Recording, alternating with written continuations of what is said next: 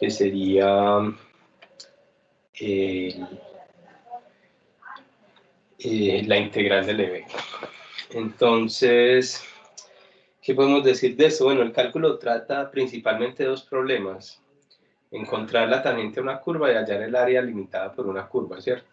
El de encontrar la tangente a una curva se resuelve con el paso al límite, y es justo lo que conocemos con el nombre de derivado de diferenciación.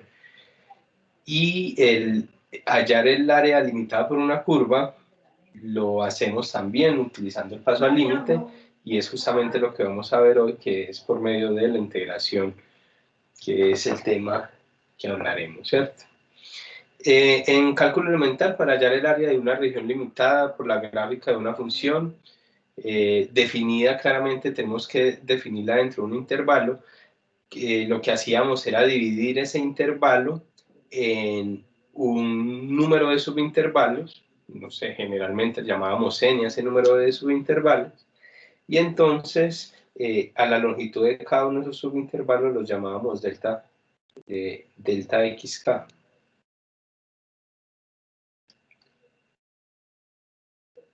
¿Vale? Y entonces, de alguna manera, asociábamos para cada una de esa partición, pues teníamos un elemento t sub k, y entonces pues lo que hacíamos nosotros en ese momento era, teníamos una función f, por acá estaba el t sub k, supongamos que esto, bueno, claramente acá está tk más 1, tk menos 1, cada uno de estos pedacitos es delta xk, se puede generalizar también la definición de lo que hacíamos en ese momento, considerando longitudes distintas. Entonces lo que hacemos es aproximar, si este es delta xk, aproximar el área de la función por el área de este rectángulo.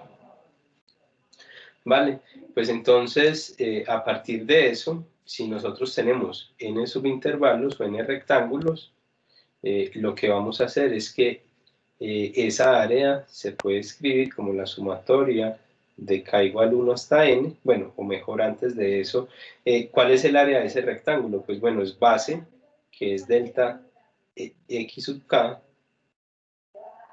por la altura del rectángulo, que está justamente, si esta función se llama f, como dice ahí, pues este punto de acá sería f de t sub k. Por lo tanto, el área de ese rectángulo que está pintado allá arriba sería f de t sub k por delta de t sub k. Esa es el área solo de uno de esos rectángulos, ¿cierto? Como tenemos n rectángulos, pues entonces lo que vamos a hacer es escribir esa área como la sumatoria de k igual 1 hasta n de f de t sub k delta de x sub k. Entonces, gráficamente incluso lo podríamos observar si nosotros aproximamos esto por rectángulos, pues el área, si esto es A y si esto es B, pues el área de los rectángulos aproxima de alguna manera el área bajo la curva de la función y igual a f de x, ¿cierto? Otra cosa que uno puede notar acá es que a medida que se van haciendo más pequeños los rectángulos, pues pareciera que se va mejorando esa aproximación. Listo. Por lo tanto, el límite, cuando n tiende a más infinito, o a infinito a secas, de k igual 1 hasta n, de delta, de esa sumatoria f de t sub k, delta de x sub k, era justamente la definición de la integral de Riemann,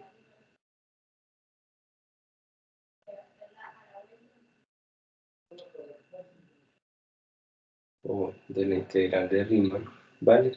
Y era lo que pues, nosotros en cálculo denotábamos como esto.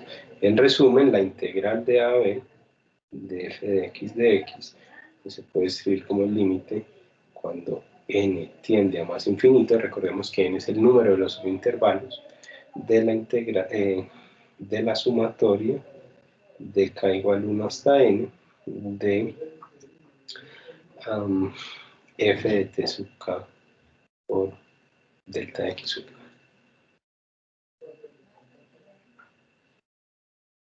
Listo. Entonces eso era lo que nosotros conocíamos como la integral de Riemann.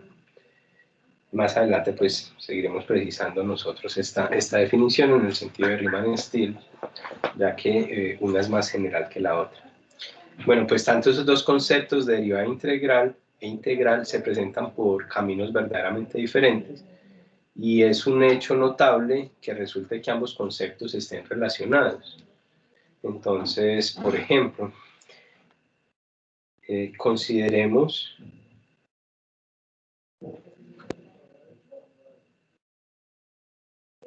la integral definida de una función continua, si consideramos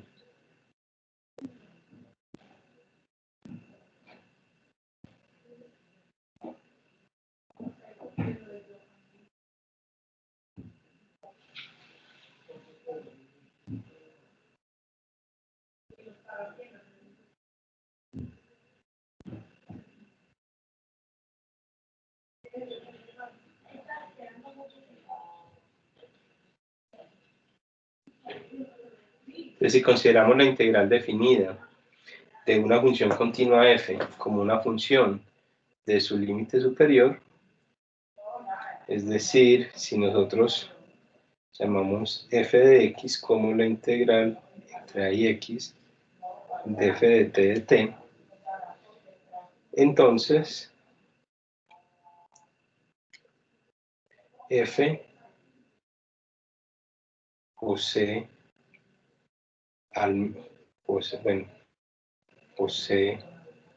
una derivada, al menos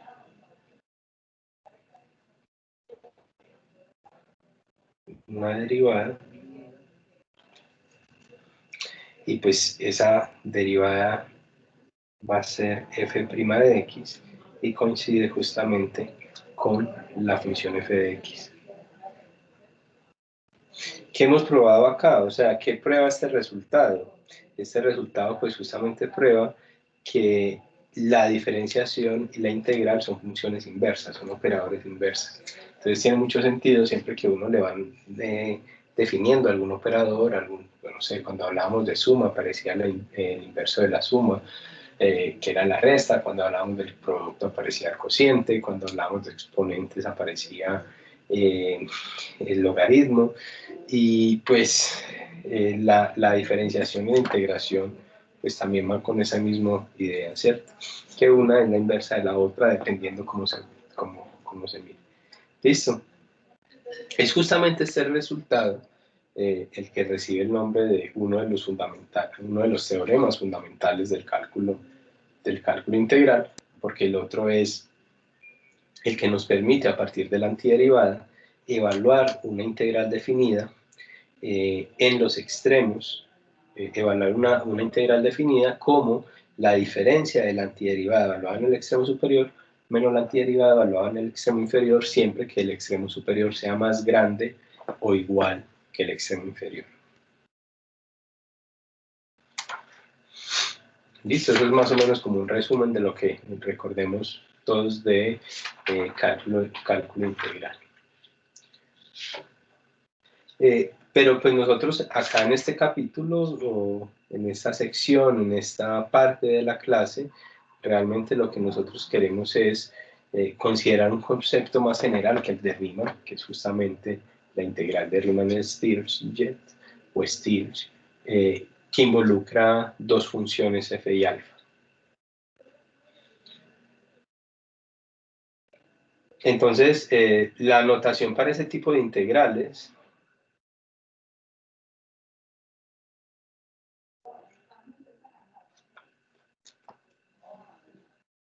pues van a ser integrales de A y B, la integral de AB de f de x de alfa x. Veamos que la integral de Riemann se puede obtener como un caso particular si alfa de x es igual a x, pues entonces tenemos la integral de Riemann, que era con la que veníamos hablando hace un momento. Entonces el papel importante acá, según como está definida la integral de Riemann-Stieltjes, pues va a jugar un papel pues decisivo el comportamiento de esa función alfa x que aparece dentro de la integral. Entonces, si alfa tiene derivadas continuas, la definición es tal que la integral de Riemann-Stieltjes se convierte en la integral de Riemann, y la vamos a escribir así.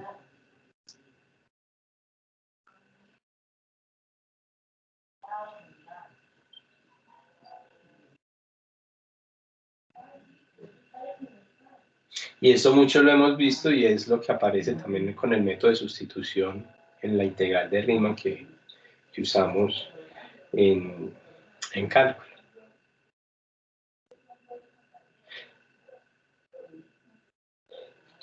¿Qué es lo interesante de esa nueva definición? Que esa integral de Riemann-Stieltjes tiene incluso sentido cuando alfa no es una función diferenciable, o incluso también puede ser que alfa no sea continuo.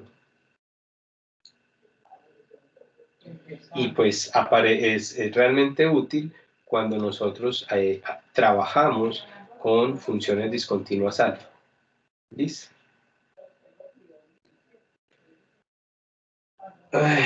¿Qué más puedo decir? En la teoría matemática de la probabilidad, que es justamente lo que a ustedes les interesa, esta integral es muy útil ya que hace posible la consideración simultánea de variables aleatorias continuas y discretas. Entonces, esa es la razón de ser, de que no nos quedemos hablando solo de Riemann, sino que tengamos que agregar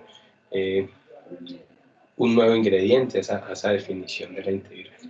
Entonces ya pues con este carretazo que les eché, vamos a hablar un poco de la notación, nos vamos a meter en la definición de la integral de Riemann-Stieltjes y vamos a ver algunas propiedades, algunas consecuencias también probaremos algunos resultados importantes acá y pues eso más o menos va a ser de lo que va la clase del día de hoy.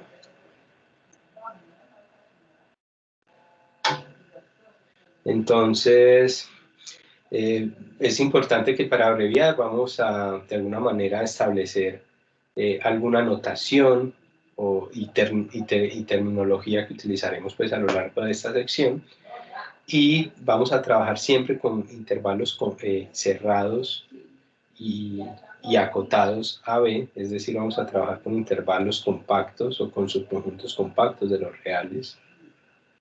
Vale, recordemos que un conjunto compacto es un intervalo cerrado y acotado.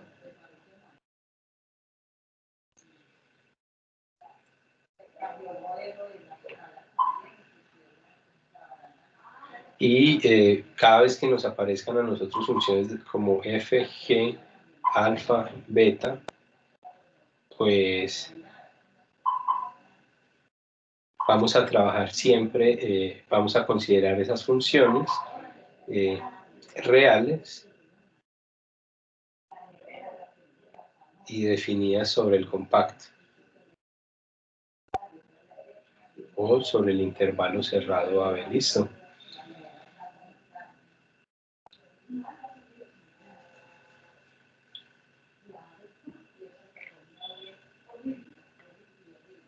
Entonces vamos a ver la primera definición.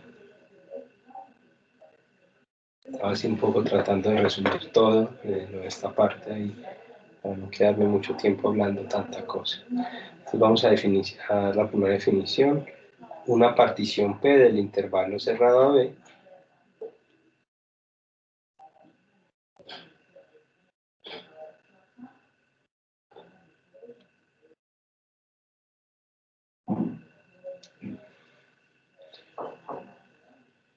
es un conjunto finito de puntos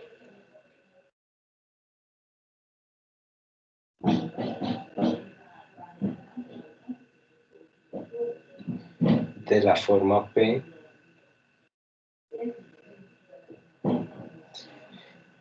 tales que A va a ser ese primer elemento que nosotros vamos a llamar X sub 0 y cada uno de ellos van a ser menores entre sí. Entonces x0 menor que x1, menor que x2, menor que x sub n, y pues así como el primer elemento era el A, pues el último elemento va a coincidir con el extremo derecho de ese intervalo. Otra definición, esto es lo mismo que hacíamos nosotros en cálculo integral, pues generar una partición, generar un conjunto de puntos menores entre ellos, de tal manera que pudiéramos recubrir todo ese intervalo cerrado, ¿cierto? Otra definición, y lo que nos dice es que una partición,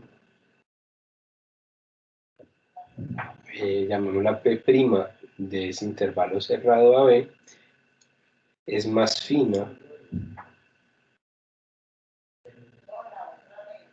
que P, o bien también se usa la palabra refinamiento.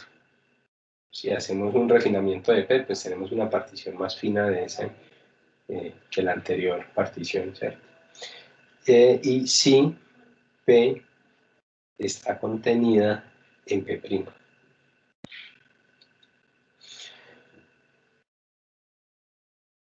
Otra observación, más que definición, nos dicen que delta alfa sub k designa la diferencia como alfa de xk menos alfa de xk menos 1. Y entonces, pues ya con esto, pues nosotros podríamos escribir que la suma de k igual 1 hasta n de todos esos delta alfa k, pues no va a ser nada más y nada menos que la imagen del último elemento del intervalo que es b, o de los últimos de los x sub k que es b, menos el primero de los x sub k que es a. Y eso tiene sentido a partir de la definición, porque veamos que la sumatoria, si nosotros escribiéramos, por ejemplo, alfa k vale 1, entonces si escribiéramos delta alfa 1 sería, según la definición, sería alfa x1 menos alfa x0, y a su vez pues delta alfa 2 sería alfa x2 menos alfa x1. Si nosotros sumamos estas dos cosas, pues vamos a obtener como resultado que esto y esto se va, sobrevive el último, en este caso el segundo, y el primero que es el x sub 0. Nos queda alfa de x2 menos alfa de x sub 0, y en general, si lo sumamos todos, pues tenemos la expresión que tenemos allá arriba, listo. Hay una notación también que aparece mucho cuando se busca literatura que nos hable de análisis o de teoría de la medida, y es que aparece, yo ni siquiera sé escribir eso, pero es una P como estilizada, yo no la sé ni hacer, o sea, no sé, supongamos que sea esto. Entonces eso, si encontramos una expresión como esta, si asumamos que eso que está a la izquierda es una P y no un 8 ni una I, no sé, yo voy a poner una P más grande, ¿vale? Esto lo que va a denotar es el conjunto de todas las particiones de ese intervalo AB en los reales. ¿Listo? Hay otro término que aparece y es justamente eso, yo creo que sí lo podemos poner como una definición, porque en algunos de los resultados lo utilizamos. Se define la norma de una partición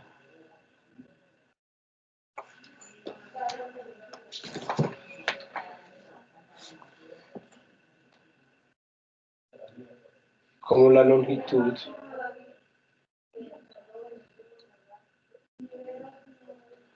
del mayor de los subintervalos de P, como la longitud.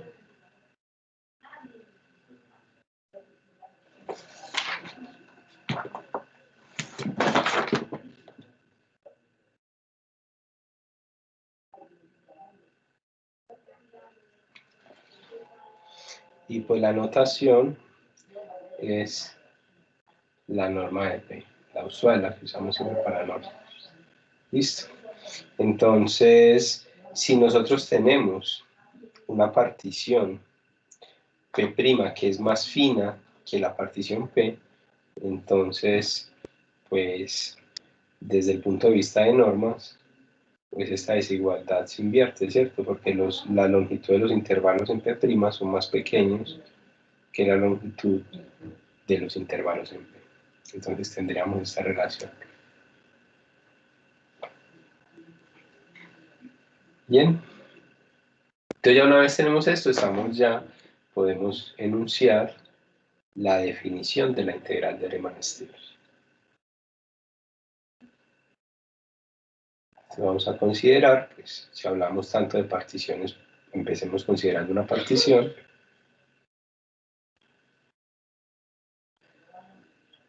¿Una partición de quién? Pues de ese intervalo, AB.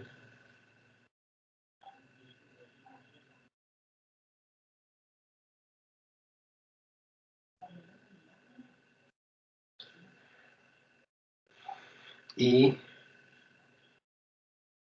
consideremos que tenemos un punto T sub K perteneciente, un punto del subintervalo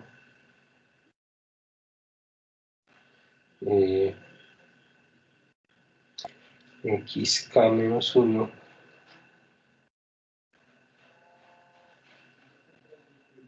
forma xk. Bien, entonces tenemos una partición y vamos a llamar, vamos a elegir un T sub K, un punto que pertenezca a cualquiera de los puntos que estén comprendidos entre xk menos 1 y xk. Ojo, lo dejamos abierto, es decir, que tk podría ser o el extremo inferior o el extremo superior de ese intervalo. Listo.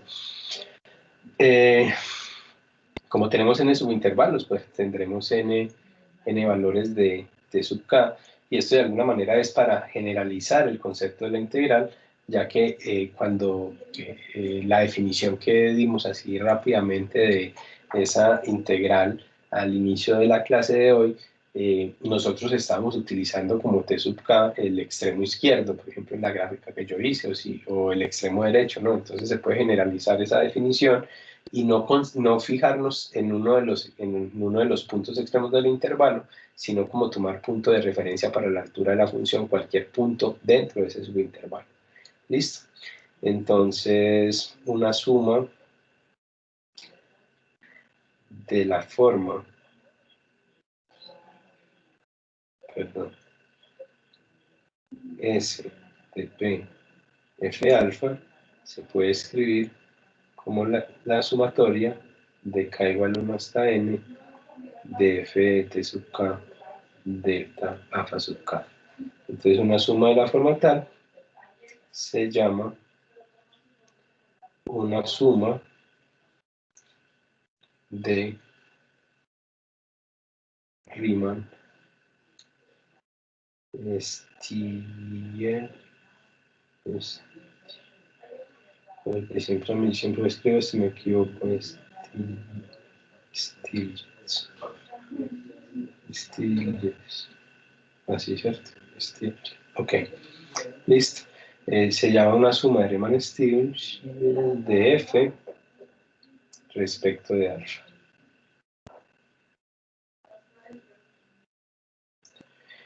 Y se parece muchísimo a lo que nosotros definíamos o hemos llamado siempre como una suma de Riemann. ¿Qué es una suma de Riemann? Pues es una suma donde no intervienen esos alfas, ¿cierto?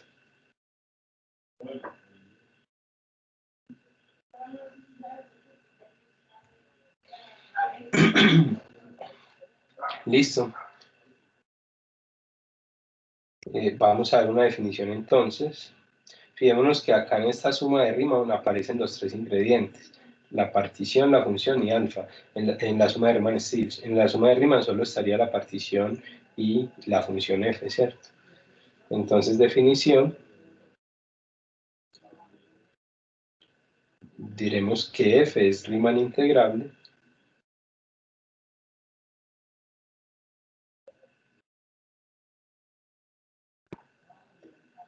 integrable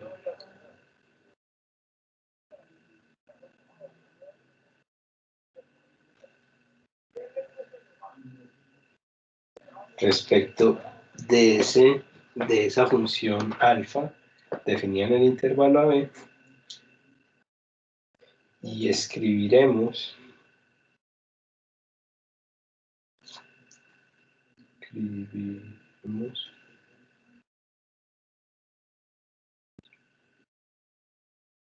y M pertenece a R alfa en AB si existe un número A que satisface la siguiente propiedad.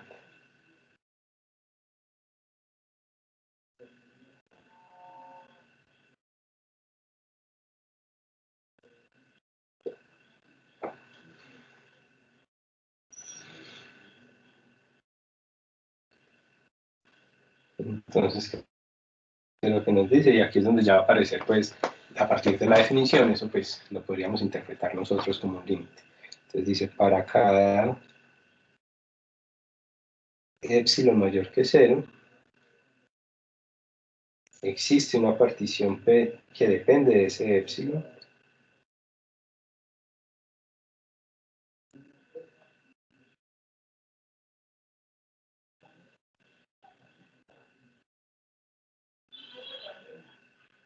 vamos mejor para no escribir todo eso, hagamos una partición P sub epsilon para denotar esa dependencia. Existe una partición P sub epsilon del intervalo AB, tal que para cada partición P más fina que P sub epsilon, existe una partición P tal que para cada, voy a escribir todo esto, partición P más fina que P epsilon, y para cada elección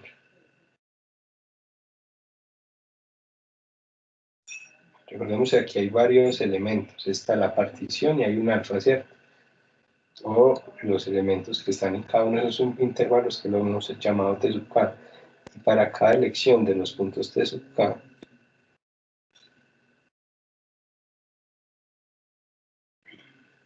en el intervalo xk menos 1 xk, se tiene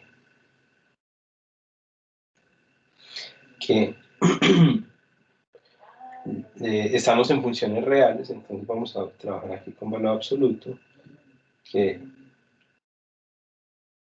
la suma de Riemann-Stieltje S de P F alfa menos A es menor que epsilon. ¿Listo? Entonces, para cada epsilon mayor que 0, existe una partición P sub epsilon del intervalo AB, tal que para cada partición más fina de esa partición P sub epsilon y para cada punto T sub K, tenemos que S de P F alfa menos A es menor que A. Ahora, ¿quién es A? Porque uno dice, bueno, y no hemos hablado de A al menos el día de hoy, ¿cierto? Entonces,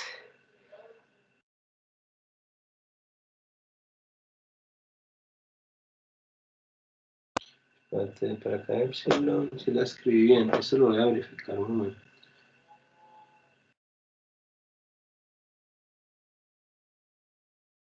Ah, no, yo sí puse aquí. Sí, sí, aquí lo puse. Si existe un número A que satisface la siguiente propiedad. Bueno, pues ese A que aparece ahí va a ser el candidato a ser justamente la integral, ¿cierto? Entonces vamos a escribirlo. Cuando A existe, además de existir, sea único,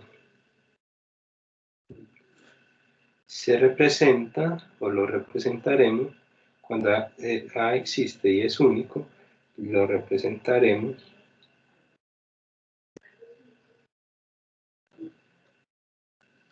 como la integral entre A y B de f de alfa, o bien como la integral entre A y B de f de x de alfa x.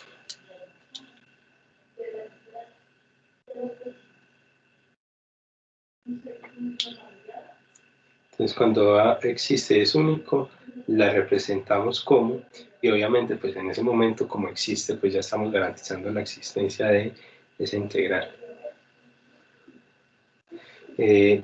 Análogamente a las integrales de Riemann, las funciones f y alfa las llamaremos integrando o integrador.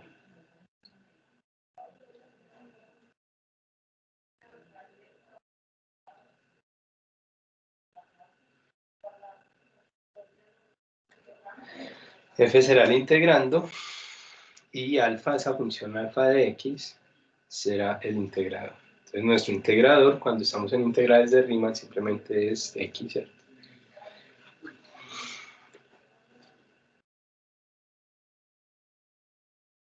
Y pues en ese caso de Riemann, en vez de escribir S de P F alfa, vamos a escribir S de P alfa, perdón, S de P F, si alfa de x es igual a x. Vale, si alfa, si la integral de Riemann-Stieltjes coincide o consiste en calcular una integral de Riemann, pues no vamos a omitir el valor de ese parámetro alfa.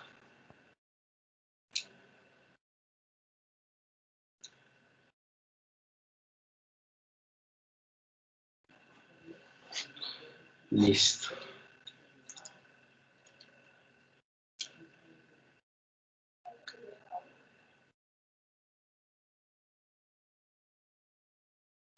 Bien.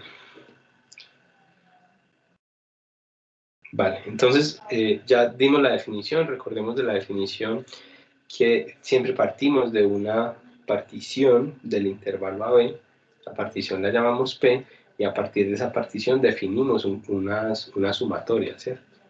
Que está asociado al concepto de área de cada uno de esos rectángulos, entre comillas, listo. Y entonces nos vamos a referir a esa función, diremos que f es Riemann integrable respecto a alfa, que pertenece al intervalo AB en el cual nosotros estamos integrando, o en el caso de las integrales de Riemann, donde nosotros queremos calcular el área bajo la curva de la función, ¿cierto? ¿Y cómo se define eso? Pues entonces, para cada epsilon mayor que 0, existe una partición del intervalo cerrado AB, tal que para cada partición P más pequeña que esa P sub epsilon, y para cada punto T sub K de los que pertenecen al intervalo xk menos 1 xk, se puede tener que el valor absoluto de la diferencia entre esa integral de Riemann-Stieltjes y las sumas de Riemann sean menor que epsilon. ¿Qué es lo que estamos haciendo ahí? Pues definitivamente lo que estamos haciendo es hacer tender eso a que sea cada vez más pequeño esa n, y pues se convierte esa tendencia en la definición de un límite que podríamos asociarla fácilmente desde ahí, ¿cierto? Entonces vamos a ver un primer teorema.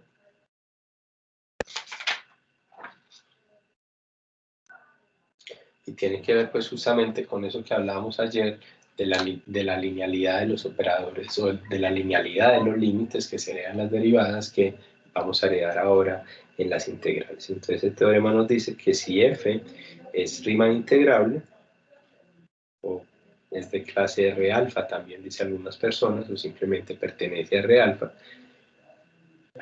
si f pertenece a R alfa y si, y si g pertenece a R alfa en AB también, entonces C1F más C2G también pertenece a R alfa. Es decir, también si se puede integrar F y se puede integrar G en el sentido de Riemann-Stieltjes, pues entonces también es posible integrar cualquier combinación lineal de ese par de funciones, donde claramente esto se cumple para todas constantes C1 y C2 que pertenecen a los reales, ¿cierto? Y se tiene, o se escribiría que la integral entre A y B de C1F más C2G de alfa, pues se puede decir como C1 integral entre A y B de F de alfa más C2 integral entre A y B de G de alfa. Bien, entonces vamos a hacer la demostración. Vamos a llamar a todo eso que está aquí dentro de ese integrando, vamos a llamarla la función h, y vamos a ver que esa h satisfaga las condiciones de ser Riemann integrable, ¿cierto? Recordemos que tenemos una hipótesis, f y g lo son, entonces sobre f y sobre g vamos a aplicar la condición de pertenecer a R real. Entonces vamos a ello. Demostración. Entonces h igual a C1F más C2G. Listo. Entonces, para una partición P del intervalo, voy a escribir dada P, una partición del intervalo cerrado AB, entonces podemos escribir lo siguiente. Podemos considerar unas sumas de Riemann-Stieltjes de la forma S, P, H alfa, ¿sí? Que se van a escribir entonces como, recordemos la definición de esa sumatoria, era la sumatoria de k igual 1 hasta n de h evaluada en un punto t sub k que pertenece a xk menos 1 como xk por delta alfa sub k. Bien, pues resulta que h por definición, h se puede escribir como c1 por f más c2 por g. Por lo tanto, h de t de k será c1 de t de k más c2 C1F evaluado en t de k más C2G evaluado en t de k. Entonces, si reemplazamos eso acá, nosotros vamos a obtener la sumatoria de k igual 1 hasta n de, como dije, C1F evaluado en t sub k más C2G evaluado en t sub k, multiplicado por delta alfa k, y ahora lo que vamos a hacer es aplicar propiedad distributiva, perdón, y escribir esto como la sumatoria de k igual 1 hasta n de C1F de tk por delta alfa k más C2G de tk delta alfa k. Por propiedades de las sumatorias, podemos partir esa sumatoria en la suma que aparece ahí adentro, y esto escribirlo como la sumatoria de k igual 1 hasta n de C1 F de t sub k delta de alfa k más la sumatoria de k igual 1 hasta n de C2G de tk delta alfa k. Y como C1 y C2 son constantes, entonces nosotros podemos sacar esa C1 y esa C2 de las sumatorias, escribir eso como C1, sumatoria de k igual 1 hasta n, de f de t sub k delta alfa k más C2 sumatoria de k igual 1 hasta n de g de t sub k delta de alfa k, ¿cierto? Y entonces justamente lo que tenemos dentro de esa sumatoria son sumas de Riemann-Stieltjes que existen, ya que existe incluso la integral, ¿cierto? Recordemos que f pertenece a R alfa, g pertenece a R alfa, luego estas sumatorias se llaman, pues, o las notamos como S, P, F, alfa, más C2, S, P, G, alfa. ¿Listo? Entonces ya tenemos una partición, ahora lo que vamos a hacer es la construcción de ese epsilon que aparecía en la definición. Vuelvo y se la repito, recuerden que para cada epsilon mayor que 0 existe una partición P sub epsilon del intervalo cerrado, tal que para cada partición más pequeña de P de epsilon, y para cada punto T sub K en el subintervalo se tiene que la suma de Riemann-Stieltjes es menos A en valor absoluto, es menor que epsilon. Entonces, de alguna manera nosotros ya tenemos estos elementos que tenemos acotados, ya que por hipótesis son integrables, ¿cierto? Tanto f y g son integrables en el sentido de Riemann-Stieltjes. Entonces vamos ahora con esa segunda parte. Entonces vamos a escribir un epsilon mayor que 0 y llamemos a P' una partición más fina de P. Entonces elijamos P' epsilon tal que P' epsilon esté contenida en P. Listo. Y entonces elijamos P que tal que prima epsilon contenida en T implique lo que estamos buscando. ¿Qué es lo que estamos buscando? Pues tener la definición o tener el epsilon que nos acote ese valor absoluto entre la diferencia de la sumatoria y el valor de la integral. Entonces vamos a elegir ese P' epsilon de tal manera que no solo sea más fino, sino que las sumatorias de PF alfa menos esa A, pero esa A recordemos que era la integral entre A y B de f de alfa, sea menor que epsilon. Y entonces vamos a elegir también, así como elegimos un P' epsilon para las Fs, vamos a elegir también un P' epsilon para, para las G, ¿cierto? También ese P' tiene que ser pues más pequeño que la partición inicial o la misma, ojo que estamos escribiendo que puede estar contenido o ser exactamente el mismo conjunto, y vamos a elegir eso de manera P' epsilon tal que P segunda epsilon esté contenida en esto y pues la condición que nos hace falta, que ese P G alfa menos la integral de AB ahora de G de alfa sea menor que epsilon. Listo. Entonces, como necesitamos es una partición epsilon, vamos a llamar a esa partición epsilon, vamos a escribirla como la reunión de la partición P' epsilon con la partición P segunda epsilon, ¿cierto?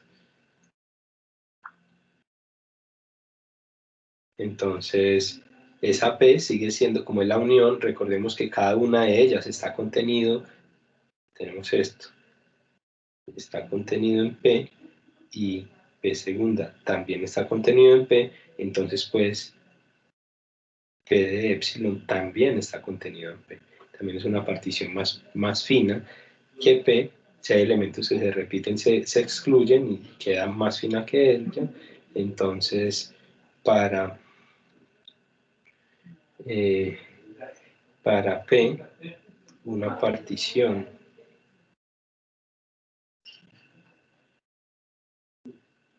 bueno, mejor acá voy a escribir directamente porque creo que esto no tiene sentido. ¿Qué es lo que tenemos? Entonces ya tenemos esa partición, luego lo que podemos hacer es que la diferencia, lo que vamos a hacer es ahora mezclar esas dos desigualdades de manera tal que tengamos el resultado, ¿cierto? Entonces, no, entonces si lo que voy a decir, si lo que iba a decir será importante. Entonces, para P, una partición, esta es una nueva P, una partición más fina que P de epsilon, se tiene que, podríamos ponerle otro nombre a esa cosa, se tiene que las sumas de H menos C1 a B de f de alfa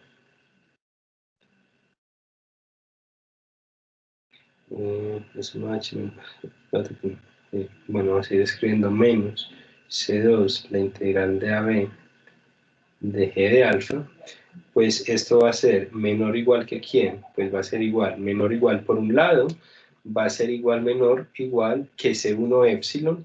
Recordemos que como está en valor absoluto y C1 es cualquier constante, vamos a dejarle ese valor absoluto al C1 por el épsilon más la G, por ser Riemann integrable, también esa diferencia es menor que un C2 épsilon, ¿cierto? Y entonces, de alguna manera, pues, esto probaría el teorema.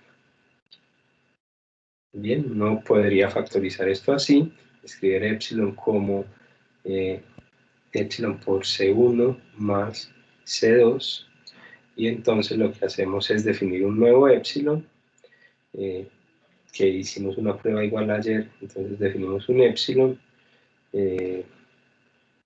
ya ni sé ni cuántos épsilon llevan, otro épsilon, voy a ponerle esas 3 primas a este para que todo me quede aquí, donde justamente se nos cancele nos aparezca así.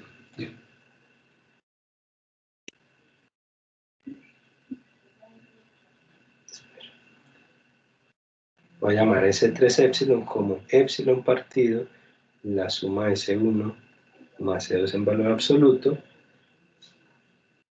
por C1 más C2 en valor absoluto, y pues claramente esto se cancela. O sea, ese paso que doy es, recuerden que uno siempre ese épsilon lo va cuadrando a medida de las necesidades, entonces define uno nuevo como esos, y siempre son mayores o iguales que 0, ¿cierto? Recordemos que mayores estrictamente que 0, recordemos que C1 y C2 son constantes distintas de 0, porque si C1 y C2 fueran iguales a 0, pues hacer esa combinación lineal con elementos iguales a 0 no tendría ningún sentido. Entonces C1 y C2 son constantes, bien sea positivas o negativas, no ceros, y entonces pues por la misma construcción del problema o de la hipótesis, estas C1 y C2 son diferentes de 0, luego la suma de ellas en valor absoluto es diferente de 0, es al ser valores absolutos y por uno de los axiomas que digamos la primera semana de clase, si son números en los reales positivos, vuelve a ser real positivo, y el cociente entre reales positivos también lo es. Por lo tanto, ese épsilon raro, ese épsilon 3', pues también es mayor que 0. Listo. Y con esto, pues entonces tendríamos un siguiente teorema análogo a esto para generalizar la linealidad de las funciones Riemann integrales. ¿Qué nos dice ese otro teorema? Recordemos antes que las funciones f y g estaban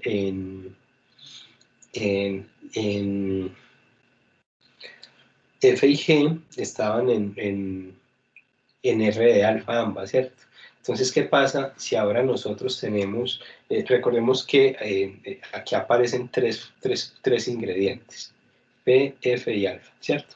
Entonces, esta función puede estar en R de alfa, ¿cierto? Pues resulta que así como alfa es una combinación lineal, perdón, así como F fue una combinación lineal en el teorema anterior, pues entonces alfa también puede ser una combinación lineal, ¿cierto? Entonces, como son operadores, pues entonces se pueden ver como combinación lineal de elementos, de cualquier elemento, entre esos mismos operadores, alfas o f's, y entonces ya en el teorema anterior resolvimos uno de las dos posibles de combinaciones lineales. ¿Qué pasa si f es una combinación? Pues ya vimos que bajo ciertas hipótesis se puede garantizar la integrabilidad. Ahora, ¿qué pasa si f es una función y alfa se escribe como combinación lineal de dos operadores? Entonces, eso va a ser el enunciado del siguiente teorema. Entonces, ¿qué pasa si f pertenece a R alfa y también f pertenece a R beta? Ambas en el intervalo cerrado a B, y entonces F va a pertenecer a R C1 alfa más C2 beta. Es decir, que si F es integrable en cada uno de esos espacios, pues es integrable también, es Riemann integrable en la combinación lineal de hechos. Es una palabra que a mí siempre me ha costado mucho trabajo decir, ¿vale? Entonces si me equivoco, pues ya lo saben. Silencien los micrófonos para que no se escuche la risa. Bien, entonces...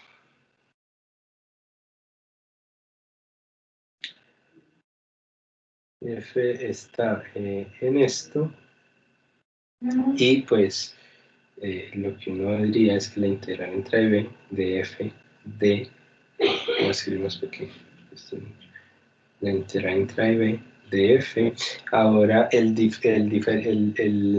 integrador es el que depende de alfa y de C1 alfa C2, entonces lo que vamos a escribir es de C1 alfa más C2 beta, y entonces esto va a ser igual a C1. Fíjense, aquí es súper interesante porque salta ese C1, sale del integrador, y nos queda C1 integral entre A y B de f de alfa más C2 integral entre A y B de f de beta. Ahora la demostración, lo interesante es que las dos demostraciones son muy parecidas, y pues por cosas de tiempo yo solo voy a hacer una, ya hice la primera, les queda como, o sea, podría ser un ejercicio interesante ver la demostración de esto. Bien, y al final de la clase tenemos que hablar sobre eso porque hay una parte evaluativa, ¿cierto? Y solo uno de los estudiantes me ha mandado los ejercicios, entonces al final de la clase hablamos de eso. El lunes, una vez ya se acabe el curso, definimos algunos ejercicios para que ustedes me los envíen. Van a ser pocos y van a ser sencillos también, porque pues todos tenemos nuestras obligaciones laborales y pues no le podemos dedicar tampoco mucho tiempo, ¿listo? Entonces voy a proponerles algunos problemitas como para cumplir con esas horas que hacen falta para obtener el certificado de las 60, ¿listo? Con esto tendríamos las 30 en teoría, y nos falta pues que ustedes dediquen, además de lo que ya han dedicado, hagan algunos ejercicios. Esos ejercicios se pueden enviar a mano, no necesito que los hagan ni en LaTeX ni en ningún otro software, porque eso podría llevarles demasiado tiempo, ¿listo? Entonces, lo comento ahora porque me acordé, y no sé si quizás no estuvo claro desde el inicio, porque también hoy me lo pidió Gaby, y por eso se los estoy diciendo. Sin embargo, si alguien tiene algún problema, me lo escribe, lo dice, y creo que todo es para hablar, ¿listo? Los ejercicios, yo lo que se busca es que lo intenten, chicos, o sea, si busca es que nos untemos un poquito del tema, ¿cierto? Y pues ustedes hicieron una inversión, y lo ideal también es que sacarle provecho y que hayamos entendido todos. Entonces esa es la idea. Ahora, yo no voy a medir si el ejercicio está perfecto, si hay errores o lo que sea, no, a mí lo que me interesa es que ustedes lo intenten. Más que allá, entonces eso también es un llamado para evitar uno, no sé, a veces uno se ve tentado, voy a salir de esto y voy y reviso, porque esas demostraciones, por ejemplo, las que les puse, que son los unos ejercicios que van a aparecer, que un estudiante ya hizo, fue terminar esas demostraciones de los teoremas que enunciamos durante las primeras clases, ¿cierto? De todas las propiedades de los números reales. Entonces, eso está hecho. En cualquier libro de cálculo uno encuentra esas cosas, pero lo que yo quisiera es que antes de meternos ahí, pues intentemos resolverlo de cada uno por separado. Ahora bien, se plantean, no sé, voy a poner un número que no estoy seguro si es, no sé, 10, 20 ejercicios, por poner algo, pueden ser 5, ¿vale? Y entonces una persona hizo solo uno y entendió uno y se dedicó todas las 30 horas a hacerlo, perfecto, no pasa nada, listo. Pero si hay alguna pregunta, háganlo, compartan lo que tengan, listo. Y no tengan miedo, pues si se equivocaron, eso no importa. Creo que desde ahí partimos todos. Bien, entonces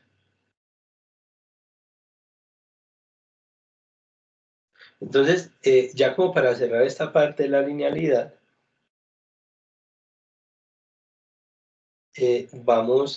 había una propiedad que la voy a ilustrar en Riemann, en el sentido de Riemann.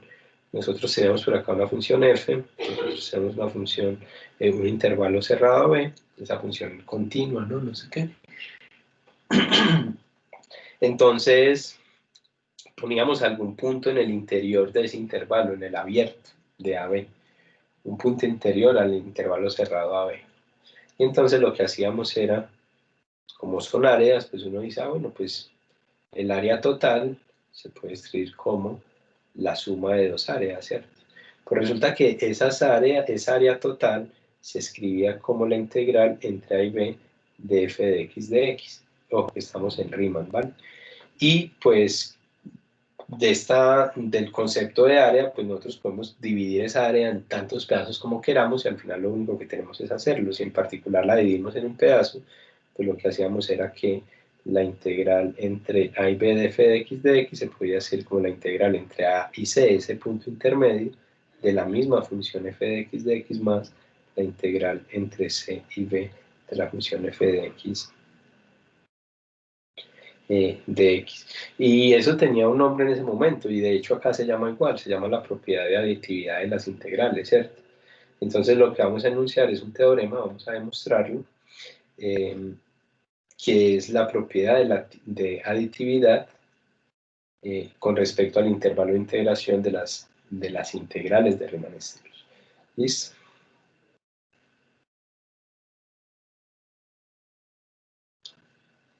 El estudiante que ya envió las tareas y todo, pues ya no tiene que hacer nada más, ya simplemente yo reviso, haré una retroalimentación y se le pasa a Gaby, que es la encargada de toda la logística, para que emitan los certificados. ¿Vale? Vuelvo, insisto, hay que hacer 1, 20 o los que sean posibles, ¿listo? Los problemitas como tal, yo se los voy a mandar la próxima semana. Esperaría tenerlos el lunes para al final de la clase compartir un PDF con los enunciados de los problemas. ¿Listo? Si alguna persona me dice, no, Johan, mira, es que, por ejemplo, a mí me pareció más interesante es tal teorema y yo hice la demostración, listo, súper bien, o sea, mándamela y eso vale también como la parte de actividades, listo. Pero que no sea eso sí uno de los que hicimos acá, o si va a ser una demostración de los teoremas que hicimos en clase, pues que sea una demostración ligeramente distinta, ¿cierto? Porque como les he dicho siempre, va a depender mucho del enfoque y del autor que revisemos, la forma como están,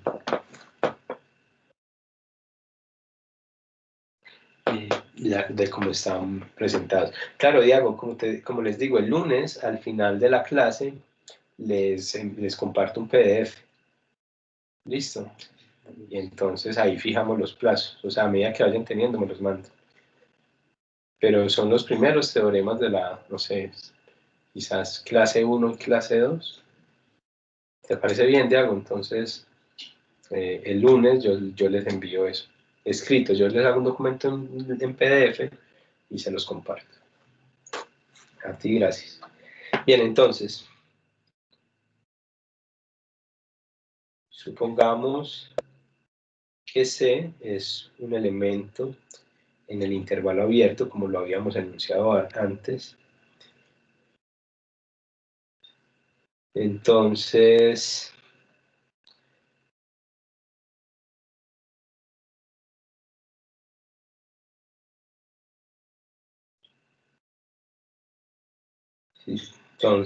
entonces, la integral entre A y C de f de alfa más la integral entre C y B de f de alfa es igual a la integral entre A y B de f de alfa. En el momento que nosotros ya usamos la notación, por ejemplo, nosotros escribimos esto, asumimos pues que ya existe. Entonces, lo que podríamos enunciar acá y es el orden, justamente el orden implica un poco, lo que se quiere decir es que si estas dos primeras integrales existen, entonces la tercera existe y se puede escribir justamente como la suma de las dos que ya conocíamos. ¿Listo? Entonces vamos a hacer esa demostración. Recordemos que hay dos integrales que existen, luego hay unas sumas que existen. Como existen de forma independiente, pues entonces para cada una de ellas debemos crear una partición, ¿cierto? podemos hacer, como son conjuntos, podemos hacer intersección con esas particiones tal como nosotros queramos. Entonces, es un poco pues de lo que va la prueba. Es bonita, es sencilla de entender. Es demostración. Entonces, sea P una partición de A, B, tal que C está en P, y sean, voy a escribir acá, una partición P', vamos a intersectar, ojo, P es una partición del intervalo grandote, ¿cierto? Entonces vamos a llamar a P' la intersección entre P y el primer intervalo de A a C. Y pues P doble prima o P segunda, pues sería la intersección entre la partición del intervalo grande y el segundo subintervalo, en este caso me equivoqué, de C, B. ¿Listo? Entonces, P' va a ser una partición de A, C, se define implícitamente, ¿cierto? Y P segunda va a ser una partición de C, B. Y parece que en el único punto donde P' y P segunda pueden tener elementos en comunes es en C, ¿cierto? Si lo vemos desde un punto de vista de puntos, ¿cierto? Desde el punto de vista de puntos de elementos de un conjunto, perdón, la redundancia.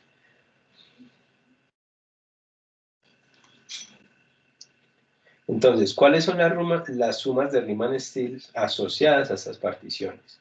Recordemos entonces tenemos una S de P, F alfa, es la partición grande, ¿cierto? Es decir, que esa suma se va a poder escribir como dos sumas, que es la de SP' F alfa con SP' F alfa. Y acá usamos esta propiedad ya que estamos haciendo particiones en elementos de conjuntos. Y eso sí lo podemos partir como nosotros queramos, ¿cierto? Entonces ahora vamos a suponer que esas dos integrales de A a C y de C a B existen. Voy a escribirlo. Si eso no existe, no hay nada que hacer, ¿cierto? Supongamos que AC de F de alfa, la integral de C a B de F de alfa existe.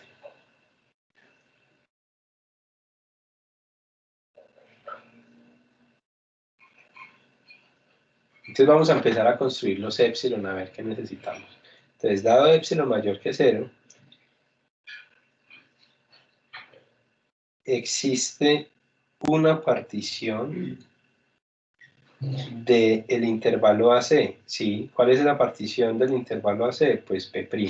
Existe una partición del intervalo AC que vamos a llamar P', tal que es Riemann integrable entre A y C, entonces las sumas de Riemann P' F alfa menos la integral entre A y C de F de alfa es menor, vamos a llamar que épsilon medios. ¿Por qué? Vamos a sumarlas, ¿cierto? Pues entonces, si vamos a sumar las dos y el mismo épsilon nos sirve, vamos a llamar eso épsilon medios, así obtenemos el épsilon para la integral final. Y esto es siempre que P' sea más fina que P' epsilon. Recordemos que eso estaba en la definición de integral de Riemann-Stieltjes. ¿Listo? Y entonces, para ese mismo épsilon existe una partición también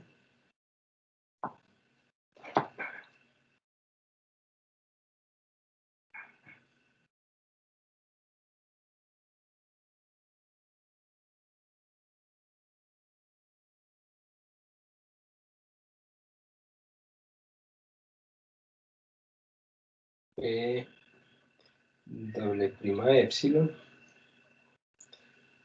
de CB tal que, pues, entonces aquí, sí, tal que las sumas de Riemann P doble prima F alfa menos la integral de esa partición, que es la integral entre C y B de F de alfa, sea menor que epsilon medios, y la misma idea que antes, siempre que P segunda sea más fina que P segunda epsilon. Entonces, vamos a hacer la unión entre estas dos nuevas particiones que aparecieron, entre P' epsilon y P segunda epsilon. Y esa unión vamos a llamarla P epsilon, para que nos valga para la grande, ¿cierto? P' epsilon era una partición de AB. P segunda epsilon, perdón, de AC. Y P segunda epsilon era una partición de CB. Luego, P epsilon es una partición ¿de quién? Pues de todo el intervalo, ¿cierto? Entonces, P epsilon es una partición de AB tal que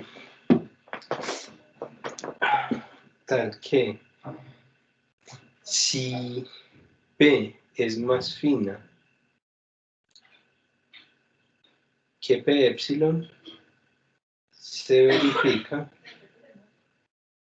que P' epsilon está contenido en P' y P segunda epsilon está contenido en P segunda.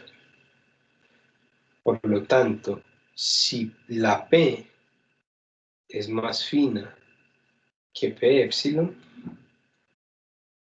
se pueden combinar los resultados para llegar a la desigualdad que queremos, que una sola suma de la grande, que es SP alfa, con esa P, que P es partición de las dos, menos la integral de A a C por F de alfa, menos la integral de C a B por F de alfa, es menor que epsilon. Recordemos que esta partición de acá se puede escribir, y bueno, yo no lo pongo porque es inmediato y creo que no lo he puesto en ninguna parte de las dos pruebas que hemos hecho hoy, pero no lo pongo ¿por qué? Porque es que esta suma es justamente la suma de la partición prima F alfa con la partición P segunda F alfa, ¿cierto? Entonces por eso esto es un solo término y aquí aparecen las dos. Realmente aquí tendríamos SP' F alfa menos la integral entre A y C de F de alfa más SP segunda F alfa menos la integral entre C y B de F de alfa en valor absoluto. Lo que pasa es que cuando la sumamos tenemos la grande y es justamente lo que queríamos, ¿cierto? Recordemos que cada una de ellas era menor que epsilon medios, por lo tanto las dos van a ser menor que epsilon medios más epsilon medios, que es el epsilon que está ahí. Y lo que acabamos de hacer, demostramos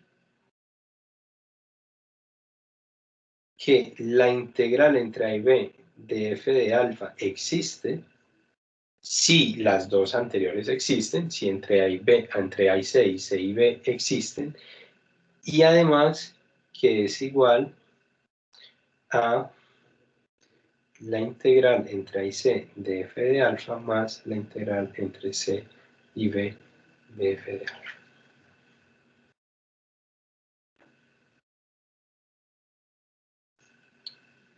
Bien, y por inducción matemática uno podría extender o generalizar ese resultado no solo a un punto del intervalo, sino a n puntos. Entonces podríamos escribir una integral como la suma de n integrales, ¿cierto?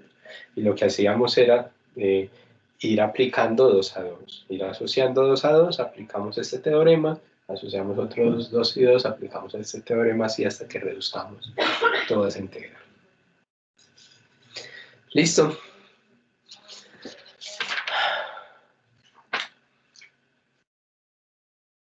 Y entonces la última definición de esta parte como de álgebra de estas integrales, que ya nos quedan 40 minutos, y para meternos ya un poco con la finalización de la clase. Listo.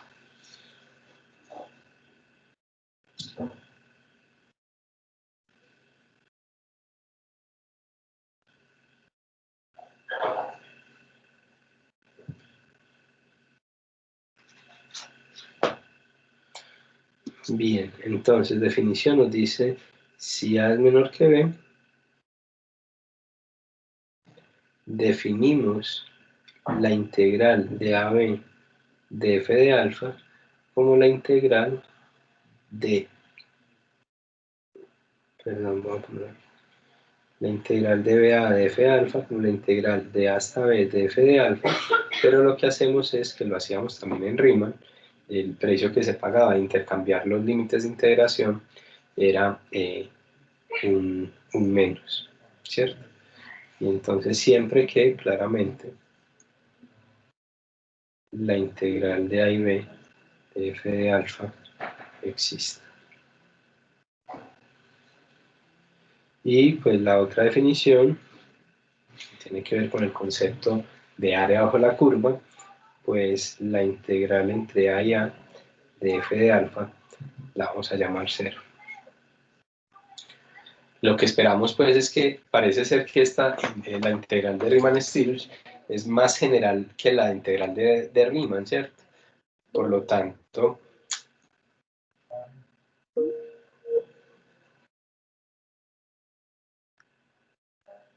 perdón, que se me fue la señal.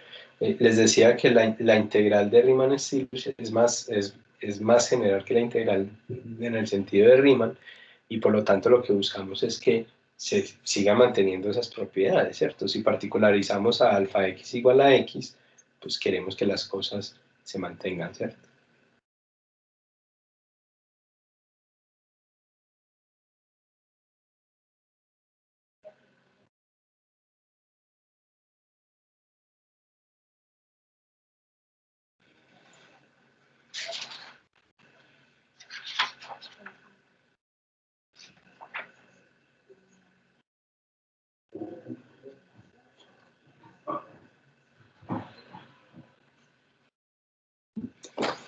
Y entonces, todos los caminos conducen a Roma.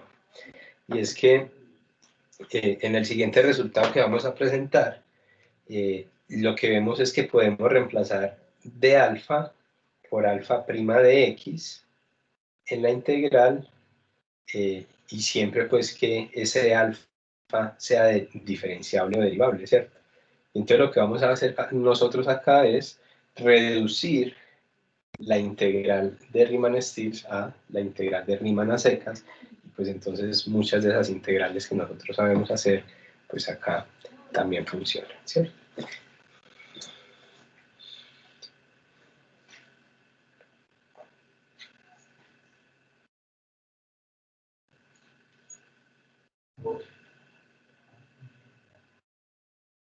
Claro, esto tiene un precio, ¿cierto? Y es que nosotros hasta ahora al alfa no le estábamos pidiendo absolutamente nada. En este momento le estamos pidiendo que sea diferenciable. Entonces eso ya reduce el espacio de trabajo, ¿cierto?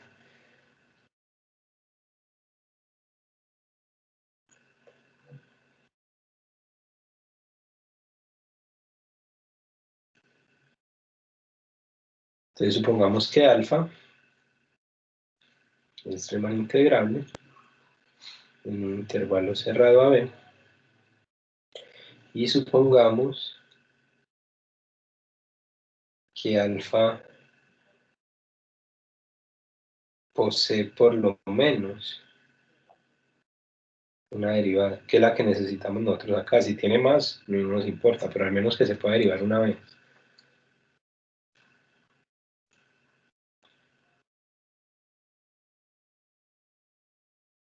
Y que esa derivada, y fíjense que es que además le estamos imponiendo mucha cosa, que además la derivada sea continua.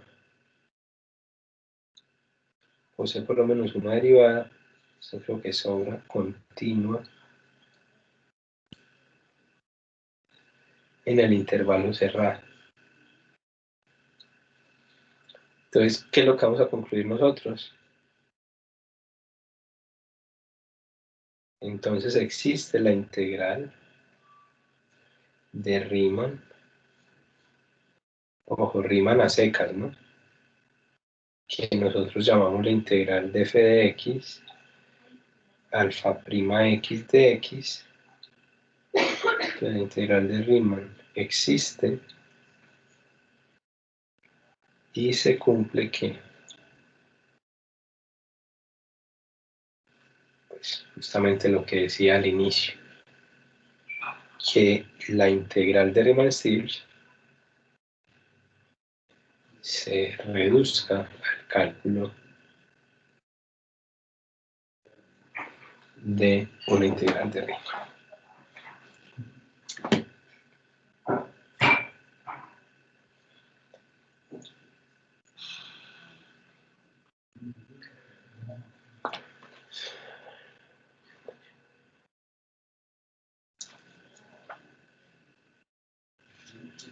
Listo. Bien, entonces lo que estaba pensando, lo que vamos a hacer es, voy a hacer esa demostración y saltamos a dar unas definiciones para prepararnos para el día de mañana. Sin embargo, pues si no llegamos al día de mañana, no sería inconveniente. Estoy revisando aquí una cosa.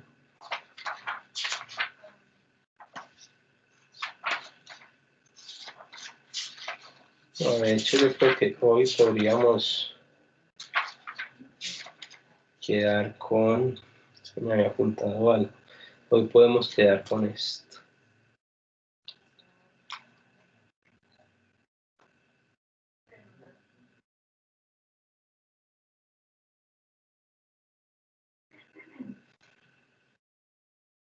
Ah, bueno, listo.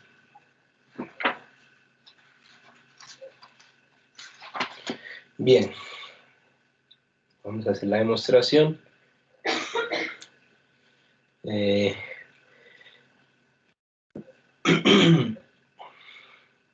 Vamos a coger toda esta cosa que está acá. Vamos a ponerle un nombre. Vamos a llamar todo eso G.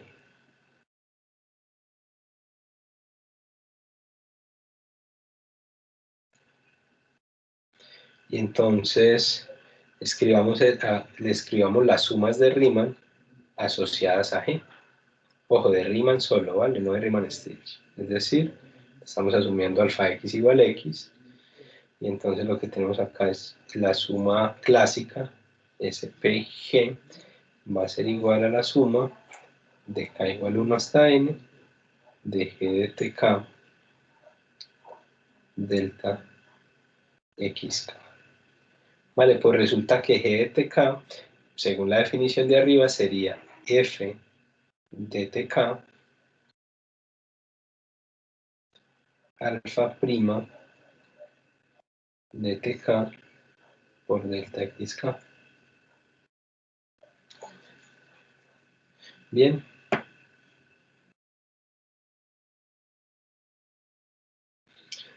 Ahora, con esos mismos t sub k y esa misma partición p que tuvimos acá, que elegimos para la suma de Riemann, pues podemos utilizarla nosotros para la suma de Riemann-Stieltjes. Entonces vamos a usar esa misma partición, vamos a usar esos mismos puntos t sub k de los subintervalos para calcular nosotros lo que fuera esta suma.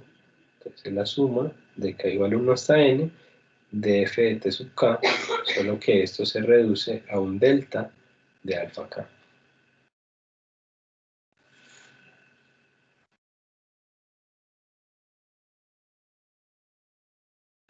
Entonces ahora lo que vamos a hacer es aplicar el teorema del valor medio para las derivadas y lo que nos permite es escribir este delta alfa k como alfa prima de un b sub k por delta de xk, donde bk vive en esos intervalos. Existe un punto en el interior que coincide con esto. Y entonces si nosotros tenemos esto, vamos a ver qué pasa con la diferencia entre las dos sumatorias. Entre esta y esta sumatoria. Entonces la sumatoria de PF alfa menos la sumatoria de PG se puede escribir como, acá hay elementos en común, ¿cierto? Está el f de tk y el delta xk, entonces voy a escribirlo de una vez de una manera reducida, porque lo único que estoy ahorrando acá es una propiedad, factorizar la propiedad distributiva, ¿cierto? Entonces acá tenemos alfa prima del b sub k que vimos antes, ¿cierto? Porque vamos a poner alfa prima b, vamos a cambiar delta alfa k por alfa prima bk delta xk, entonces eso hace que el delta xk aparezca en la suma de Riemann-Stieltjes y pues ya está en la suma de Riemann normal, porque en la suma de Riemann está f de tk, alfa prima de tk, delta xk. ¿Listo? Entonces esto está alfa prima de bk menos alfa prima de t sub k.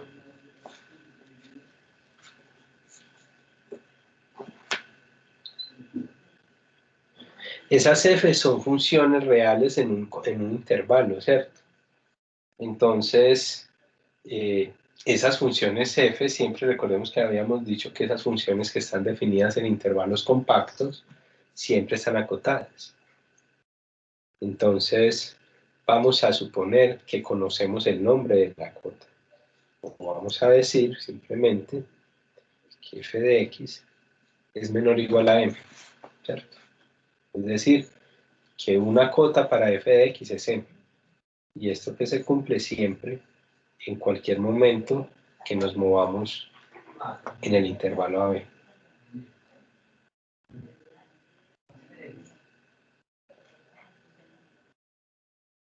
Ahora, alfa prima es continua.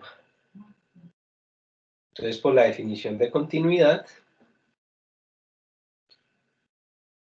dado epsilon mayor que 0, de alguna parte teníamos que empezar a hablar ya de los epsilon para garantizar esa conexión entre la integral normal y la integral de, bueno, la integral de Riemann y la integral de Riemann-Stieltjes. Entonces, ya tenemos unas particiones, ya hay unos alfas por ahí, entonces ahora ya hay que empezar a hablar de un epsilon, ¿cierto?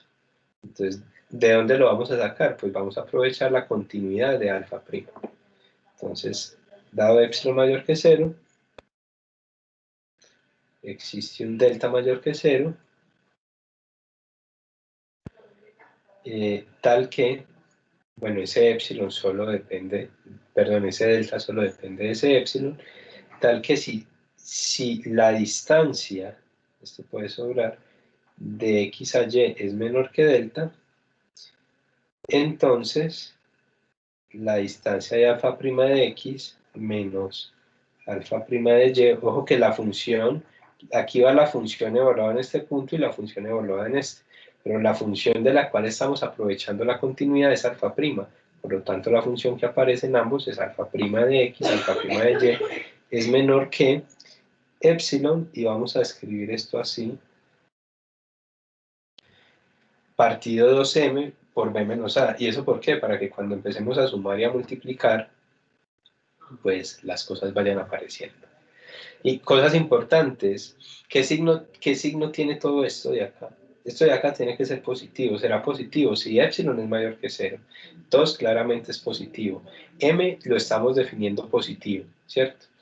B menos A es positivo ya que B es más grande que A. Por lo tanto, es producto y cocientes de números positivos, por lo tanto, toda esa cosa que está ahí es positiva. Entonces, vamos a tomar una partición P' de epsilon cuya norma sea menor que ese delta.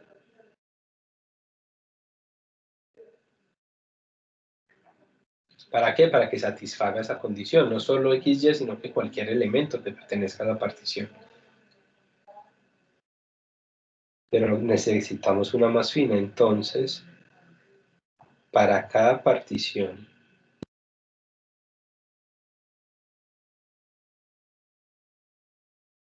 más fina que P, se tiene que el valor absoluto de alfa prima, ahora tenemos que empezar a relacionar los B sub K para que empiece a aparecer ya esa suma de Riemann-Stieltjes. Entonces vamos a coger esos B sub K menos alfa prima de los T sub K sea menor que epsilon, también vamos a coger el mismo, este nos lo dio el método anterior.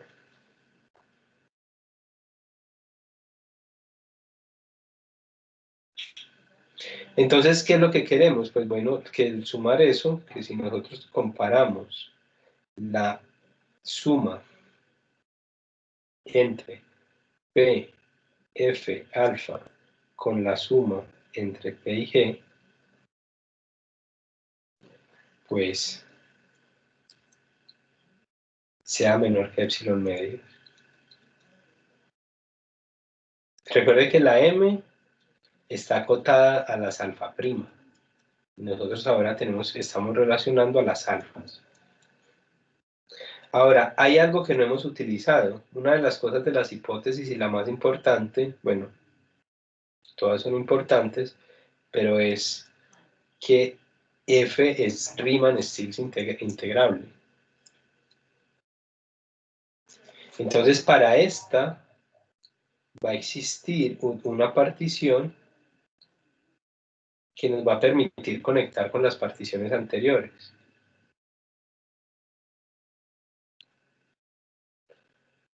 Si P es más fina que pues que esta nueva, tenemos que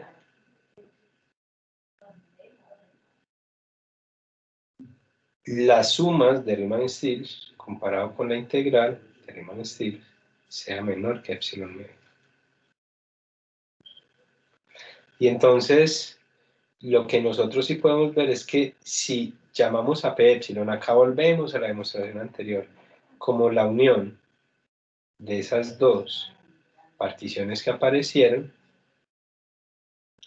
y si P es más fina que esa P epsilon, entonces, pues, uniendo todas las desigualdades, la anterior de epsilon medios, ¿dónde está este?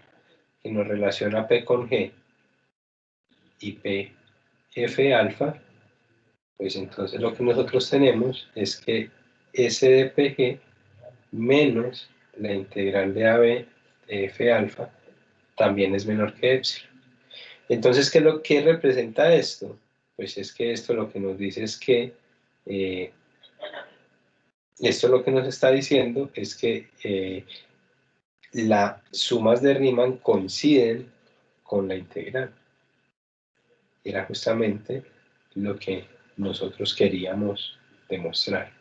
Que si esa alfa es derivable, si esa alfa es derivable y la derivada es continua, entonces nosotros podemos de alguna manera pasar de la integral de Riemann-Stieltjes a la integral de Riemann, porque fíjense que lo que tenemos acá es la integral de Riemann usual y acá tenemos la integral de Riemann-Stieltjes. Entonces fuimos capaces de relacionar las sumas de Riemann con la integral de Riemann-Stieltjes, ¿vale? Obviamente, claro, como están esos epsilon y esos deltas ahí, pues nosotros tenemos que pasar por un límite, ¿vale?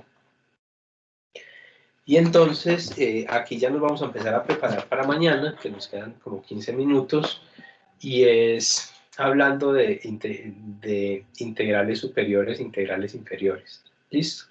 Entonces vamos a dar esas definiciones, y así porque si mañana no se nos complica la clase, porque la clase de mañana es un poco más pesada que esta, Entonces, dejemos todo ya el camino preparado para poder llegar allá.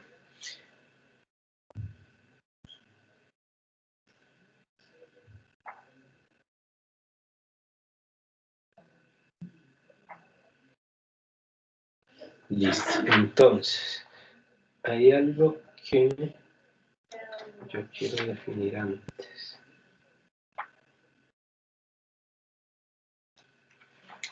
Espera un momento porque esto es lo que lo había visto, pero no sé. Creía que iba a terminar la clase acá. Ah, listo. Entonces, necesitamos dar esta definición. Sea P una partición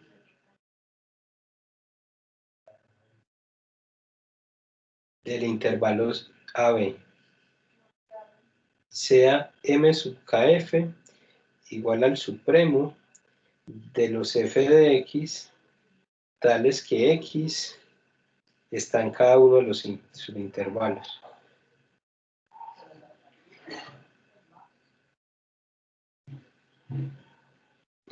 Bien, y vamos a llamar m pequeña k de f, pues al ínfimo del mismo conjunto.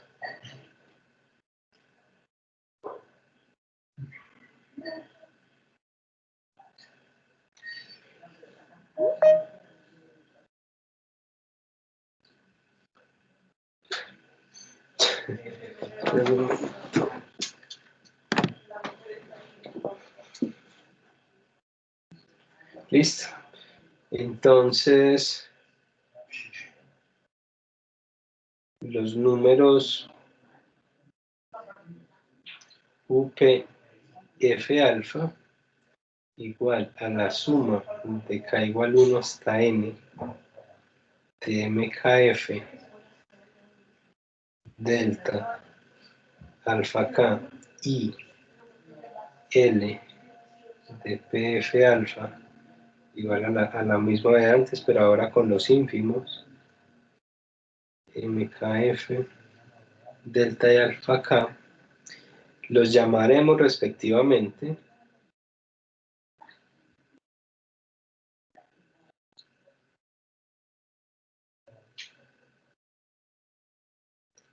suma superior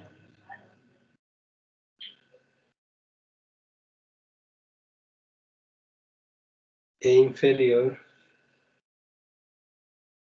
de Stiglitz.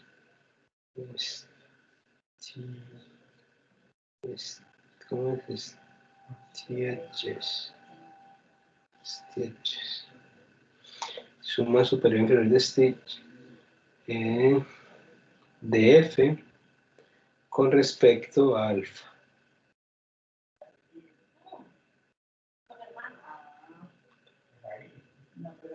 Para una cierta partición, pues P.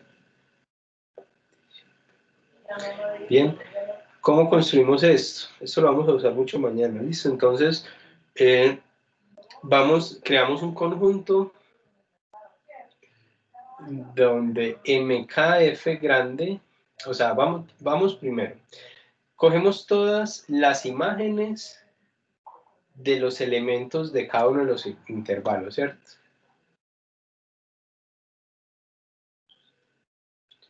Y a esas imágenes vamos a coger el supremo y el ínfimo. Básicamente lo que estamos tomando es el supremo de la función en el intervalo AB y estamos tomando el ínfimo de la función en el intervalo AB. Porque recordemos que la reunión de cada uno de esos subintervalos recubre el intervalo cerrado AB, ¿cierto? Entonces la reunión de todos ellos es exactamente el intervalo cerrado. ¿Listo? Ahora, otra definición que vamos a dar, y con esta podemos ir finalizando. Si alfa es creciente,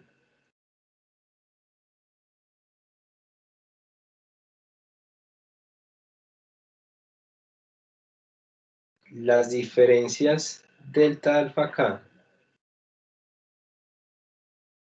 son no negativas.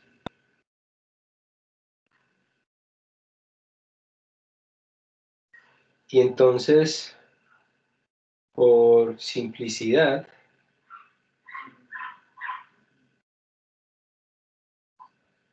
denotaremos esto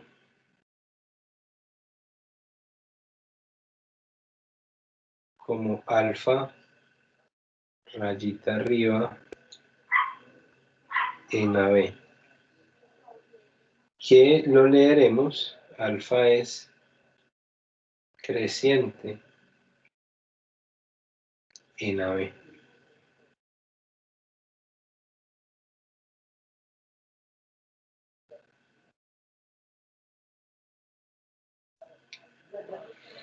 Y entonces, desde el punto de vista del ínfimo y del supremo, pues nosotros podemos afirmar esto, que la relación entre estas dos cosas es que la del ínfimo sea menor o igual que el supremo, ¿cierto?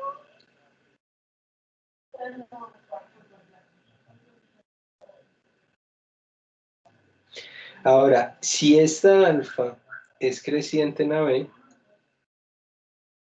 todas esas diferencias siempre vamos a restar, el de la derecha es más grande menos el de la izquierda, por lo tanto, los delta alfa K van a ser mayores o iguales a 0. Y entonces si nosotros multiplicamos esta desigualdad de arriba por delta alfa K, nosotros tendríamos que MKF por delta alfa K y M grande KF por delta alfa K. Pero como MKF es menor o igual que M grande KF, o el ínfimo es menor o igual que el supremo, al multiplicar por un número positivo la desigualdad no cambia.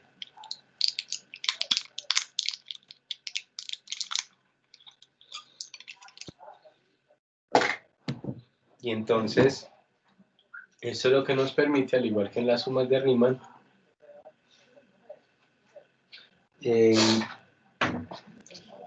acotar superior e inferiormente a la integral. Entonces lo que nos decían a nosotros, si era un resultado, es que la integral estaba acotada inferiormente por las sumas inferiores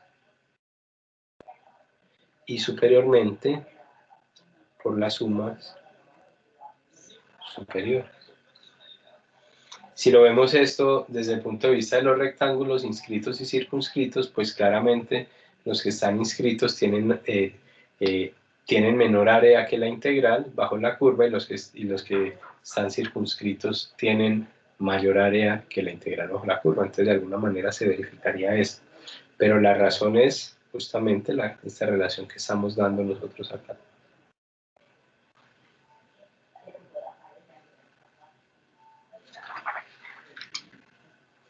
Bien, y yo creo que con esto podemos cerrar, que realmente sí me siento bastante agotado con tanta cosa que les he dicho. Entonces ya mañana empezamos con la definición de que un conjunto tenga medida cero y arrancamos pues ya con la última clase. Muchísimas gracias y que tengan buena noche. Un abrazo, nos vemos mañana. Gracias, Gianni. Gracias a todos. Hasta mañana. Perdona, Gaby, no te entendí. Se murió. Hasta mañana. Gracias. Hasta mañana, gracias. Disculpa, es que no se te escuchaba. Buena noche, cuídense. Gracias, Diego. Gracias, Jaime. Gracias a todos. Fernando también, muchas gracias. Hasta mañana.